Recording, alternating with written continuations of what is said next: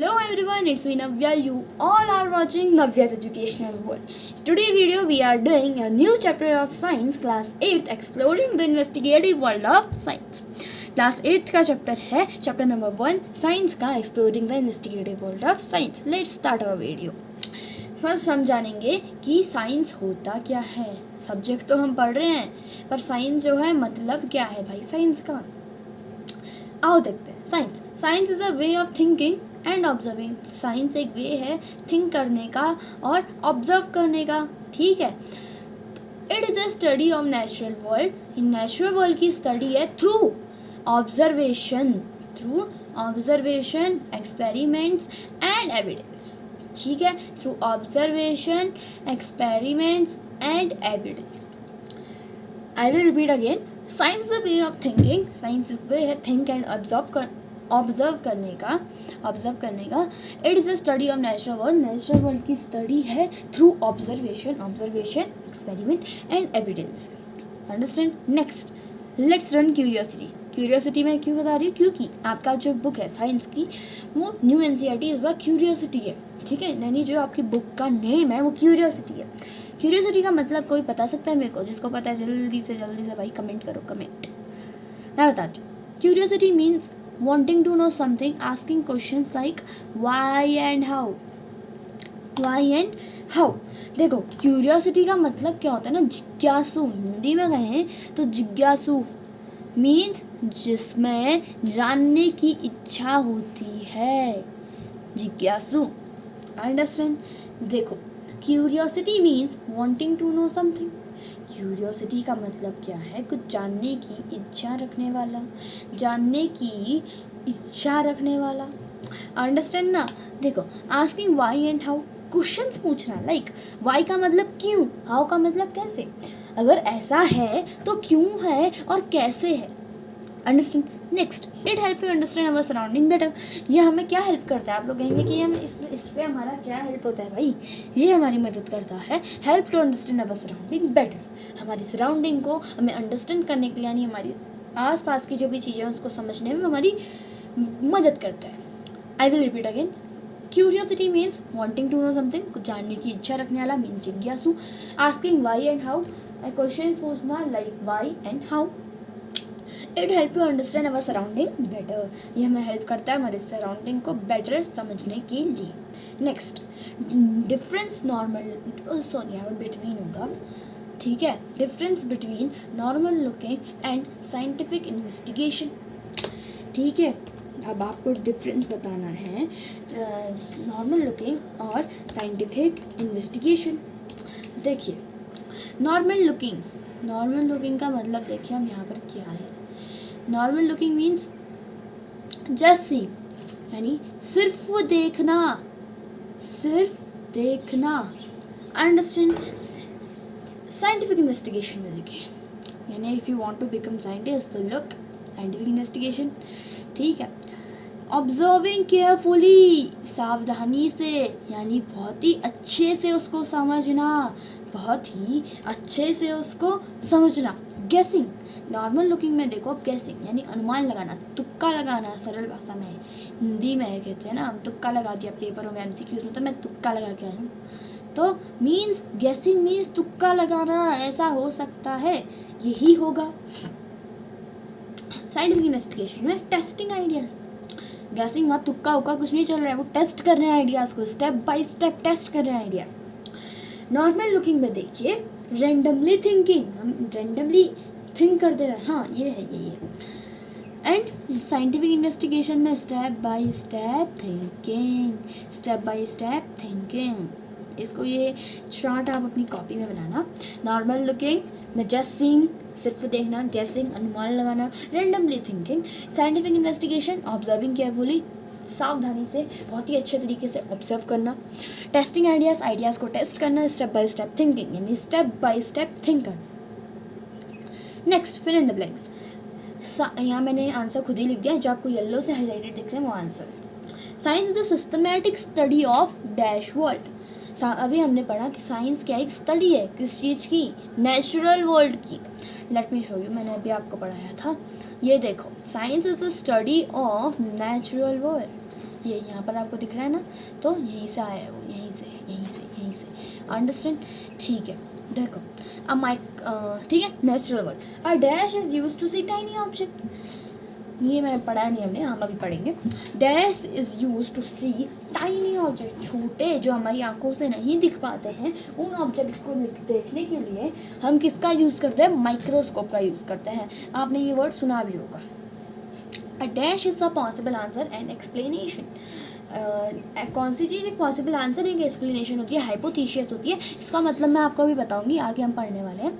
The process of finding answers is called scientific method, answer को find करने की process, answer को find करने की प्रोसेस को हम क्या कहते हैं, साइंटिफिक मेथड कहते हैं। अंडरस्टैंड। नेक्स्ट क्वेश्चन है कुछ, what is microbes, microbes slash micro organism, मैं यहाँ पर स्लैश करके आप लोगों के लिए लिख देती हूँ, माइक्रो ऑर्गेनिज्म, ठीक है। देखो अब पूछा है कि माइक्रोब्स यानी माइक्रो ऑर्गेनिज्म जो है वो क्या होते हैं। देखो आंसर देखना, microbes are tiny organism, micro organism are tiny organism भी लिख सकते हैं, which we cannot be seen with our naked eyes, which we cannot be seen with our naked eyes। Microbes वो ऑर्गेनिज्म होते हैं जो कि हम अपनी आँखों से नहीं देख सकते हैं। आया। अब ये इससे आगे बढ़ने से पहले आप मेरे को एक चीज़ बताओ, सबसे छोटी चीज़ जो आपने अपनी नेकेड आइज से, आपने अपनी आइज से देखी है, कमेंट में लिख दो जल्दी से। क्या देखी है? आंट देखी होगी या मॉस्किटो मान लो, ठीक है। तो ये क्या होता है, सबसे स्मॉलेस्ट जो कि हम अपनी आँखों से देख पाते हैं। Next, there are both good and bad microbes, यहाँ जो होते हैं बहुत गुड माइक्रो नहीं, अब हमारे सराउंडिंग में हमारे आसपास जो होते हैं गुड माइक्रोब्स भी एंड बैड माइक्रोब्स भी होते हैं। अब गुड माइक्रोब्स हेल्प करते हैं हमें डाइजेशन में, मेडिसिन बनाने में, पर bad microbe can cause many harmful diseases. जो बैड माइक्रोब्स होता है ना, उससे हमें काफ़ी हार्मफुल डिजीजेस हो सकती हैं। Next question, what is a solution. Solution क्या होता है? अब देखो ये जो चैप्टर है ना, ये खाली आपका जो आपके आगे चैप्टर में हम क्या पढ़ने वाले हैं उसके बारे में आपकी बुक क्या किस चीज़ में है वो है, ठीक है। बस ये सिंपल सा क्वेश्चन चैप्टर है। और ये चीज़ जो हम वीडियोस आएंगी ना वो चैप्टर की या किसी भी चीज़ की, वो आपको 10 to 15 मिनट्स के बीच में मिलेंगी, उससे ज़्यादा की नहीं, ठीक है। हम शॉर्ट में मेन पॉइंट्स करेंगे। देख लेते हैं, चलो। What is solution? Solution is a mixture.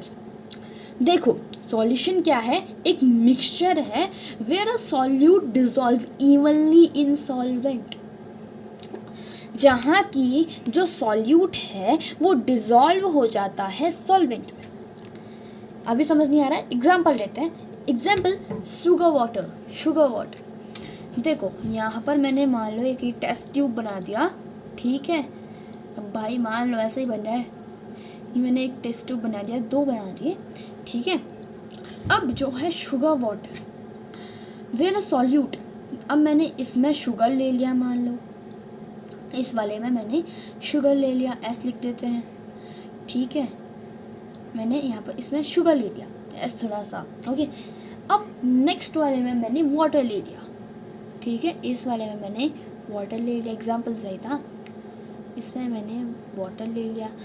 अब करना क्या है, देखो ये जो शुगर वाटर है इसको मैंने इसमें पुट कर दिया, वाटर में पुट कर दिया।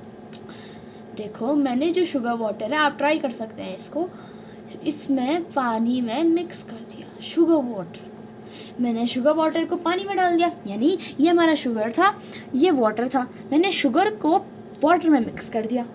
अंडरस्टैंड? तो ये डिज़ोल्व हो जाएगा ना प्रॉपर्ली, या ऐसा हो कि जो शुगर के पार्टिकल्स होते हैं वो उसमें ही रह जाए, नहीं, शुगर जो है पूरी तरीके से डिज़ोल्व हो जाएगा। सो जो आपके पास सॉल्यूशन आएगा, जो ये आपका सॉल्यूशन बनेगा, यही तो सॉल्यूशन है। यही तो सॉल्यूशन है ना जो आपके पास बन के आया, यानी जब आपने शुगर और वाटर को मिक्स किया, जो आपके पास बन के आया, जो सब्सटेंस आपके पास आया, वो उसको क्या कहलाएगा? सॉल्यूशन कहलाएगा। क्या कहलाएगा? सॉल्यूशन कहलाएगा। अंडरस्टैंड? वही कहा है इस पर भी। सॉल्यूशन इज अ मिक्सचर है दो चीज़ों का, वेयर अ सॉल्यूट इसमें क्या होगा? शुगर हो जाएगा, क्योंकि मैंने solute dissolve evenly in solvent. Solute जो है अच्छे तरीके से डिज़ोल्व हो जाता है किसमें? सॉल्वेंट्स में। किसमें? सॉल्वेंट्स में। यानी ये शुगर जो था क्या था? सॉल्वेंट। ये किसमें हो गया था? इसमें, वाटर में। सॉल्यूट हो गया शुगर, सॉल्वेंट हो गया वाटर। एक स्टार मार्क करके अपनी कॉपी में लिखना, water is a universal solvent. Water जो है वो यूनिवर्सल सॉल्वेंट है। अंडरस्टैंड? नेक्स्ट जल्दी जल्दी करते हैं। How does light travels? ये आपके चैप्टर आगे आएंगे, उसमें हम अच्छे से पढ़ेंगे। How does light travel? Light कैसे ट्रैवल करती है? Light travels in a straight line and can be reflected through mirror और रिफ्रैक्टेड थ्रू लेंसेज। लाइट जो होती है ट्रैवल करती है एक स्ट्रेट लाइन पर, जो कि लिखना या आपके एग्जाम में आ सकता है, जो कि रिफ्लेक्ट होती है मिरर से। रिफ्लेक्ट किससे हो रही है? मिरर से। और रिफ्रैक्ट किससे हो रही है? लेंसेज से। ठीक है, पढ़ते हैं रिफ्लेक्ट क्या होता है, रिफ्लेक्ट क्या होता है। अब reflection, bouncing back of light from a surface is called reflection. अगर एक किसी सरफेस पर, मैं बताती हूँ, अगर किसी सरफेस से लाइट जो है बाउंस बैक होके वापस आ जा रही है, उसी को हम क्या कहेंगे? रिफ्लेक्शन कहेंगे। यानी एक सरफेस से हमें लाइट जो है बाउंस बैक होके दूसरे सरफेस पर मिल जा रही है। आया इतना? देखो फॉर एग्जांपल, मैंने यहाँ से लाइट ली, यहाँ ये देखो आपको कर्सर दिख रहा होगा मेरा यहाँ पे यहाँ से मैंने लाइट दी, तो ये बाउंस बैक होके यहाँ आ रही है, यही हो जाएगा। ठीक है, refraction, when rays of light changes is direction. जब रेज और लाइट की जो रेज होती हैं वो अपनी डायरेक्शन को चेंज करती है और बेंड्स या बेंड हो जाती है after coming in contact of a surface. इस सरफेस के, ये जो सरफेस है ना, इसके कांटेक्ट पर आने पर अगर लाइट बाउंस डायरेक्शन चेंज करती है या बेंड हो जाती है तो वो क्या कहलाएगा? रिफ्रैक्शन कहलाएगा। Next, ecosystem. An ecosystem is a community where living things interact with each other and with non living thing. एक इकोसिस्टम एक ऐसी कम्युनिटी है जहाँ की living thing as well as non living thing interact each other. Understand? ठीक है, आज के लिए इतना ही था। हमने ये पूरा चैप्टर ख़त्म कर दिया है। नेक्स्ट चैप्टर में हम मिलेंगे आपसे। ठीक है, नेक्स्ट चैप्टर देखते हैं। ठीक है, माइक्रो ऑर्गेनिज्म वाला चैप्टर है, वो हम करेंगे। जो माइक्रो ऑर्गेनिज्म अभी हमने पढ़े वो उसमें डिटेल में समझेंगे हम लोग नेक्स्ट चैप्टर में। सो आज के लिए इतना ही, मिलेंगे जल्दी आपसे अपने नेक्स्ट वीडियो पे। तब तक के लिए bye bye and stay tuned. Bye bye.